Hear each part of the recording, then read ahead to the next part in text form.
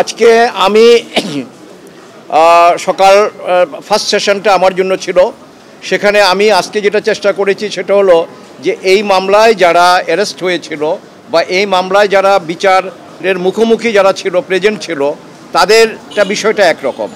আর যারা এই মামলায় অ্যারেস্ট হয়নি বা যারা এই মামলা বিচারে উপস্থিত থাকতে পারেনি, বিশেষ করে জনাব তারেক রহমান সাহেব, যে ওনার বিষয়ে আমি আজকে সাবমিশন রেখেছি এবং সেখানে আমাদের সুপ্রিম কোর্টের, আমাদের হাইকোর্ট বিভাগের এবং ইন্ডিয়ান সুপ্রিম কোর্টের, পাকিস্তান সুপ্রিম কোর্টের বিভিন্ন ডিসিশন আমরা দেখিয়ে বলেছি, যদি দেখা যায় যে কোনো মামলায় আদৌ এই মামলা কারো বিরুদ্ধে প্রমাণ হয় না অথবা এই মামলা আপনার খালাস ছাড়া অন্য কিছু চিন্তা করা যায় না, সেক্ষেত্রে যদি তারেক জিয়া সাহেব আপিল নাও করে থাকেন, কোর্ট সুমোটো তাকে সেই রিলিফ দিতে পারেন। এবং যেটা আমরা হাইকোর্ট বিভাগে এই প্রার্থনা করার পর হাইকোর্ট বিভাগ সেখানে ওনার জাজমেন্টে এটা লিখেছেন যে non appealing accused also will get the benefit of this judgment. আজকেও আমি বিভিন্ন সিদ্ধান্ত, বিভিন্ন নজির এই সাবকন্টিনেন্টের বিভিন্ন সুপ্রিম কোর্টের আমরা মাননীয় আদালতে এটা পেশ করেছি এবং মাননীয় প্রধান বিচারপতি সহ অন্যান্য মাননীয় বিচারপতি মহোদয়রা সেগুলো নিয়েছেন এবং ওনারা নোট নিয়েছেন। ওনাদের কাছে আমরা নিবেদন করেছি এবং এক্ষেত্রে তারেক জিয়া সাহেব এর পক্ষে, যেহেতু তাকে দেশে আসতে দেওয়া হয়নি, কাজে উনি ট্রায়াল ফেস করতে পারেননি, যেহেতু তাকে দেশে আসতে দেওয়া হয়নি উনি কোনো আপিল করতে পারেননি। কিন্তু তারপরেও আমরা যারা আছি এখানে, আমরা এই মামলা পরিচালনা করতে গিয়ে আমি তন্ন করে দেখেছি যে 225 জন সাক্ষীর মধ্যে এমন কোনো সাক্ষী নাই যে ওনার কথা বলেছে। শুধুমাত্র টর্চার করে যে স্বীকারোক্তি আদায় করা হয়েছে সেই স্বীকারোক্তিতে, এবং সেই স্বীকারোক্তিগুলো প্রত্যেকটা স্বীকারোক্তি আবার আসামিরা তাদের যে মুফতি হান্নান তার জীবদ্দশায় এবং অন্যান্য আসামিরা এই স্বীকারোক্তিগুলি প্রত্যাহার করেছেন। এই স্বীকারোক্তিতে দু একজনের স্বীকারোক্তিতে ওনার নাম এসেছে, এছাড়া ওনার বিরুদ্ধে কোনো কিছু নাই।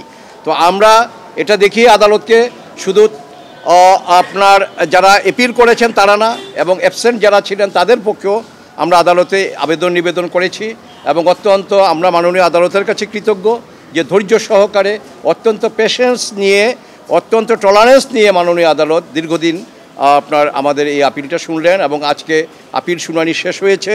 আগামী 4 সেপ্টেম্বর 2025 ওই দিন এই মামলা রায়ের জন্য দিন ধার্য করা হয়েছে। আমরা আমি আল্লাহ রাব্বুল আলামিনের দরবারে শুকরগুজার করছি যে এটা অত্যন্ত কষ্ট এবং পরিশ্রমের কাজ ছিল, আমার একার পক্ষে সম্ভব হতো না।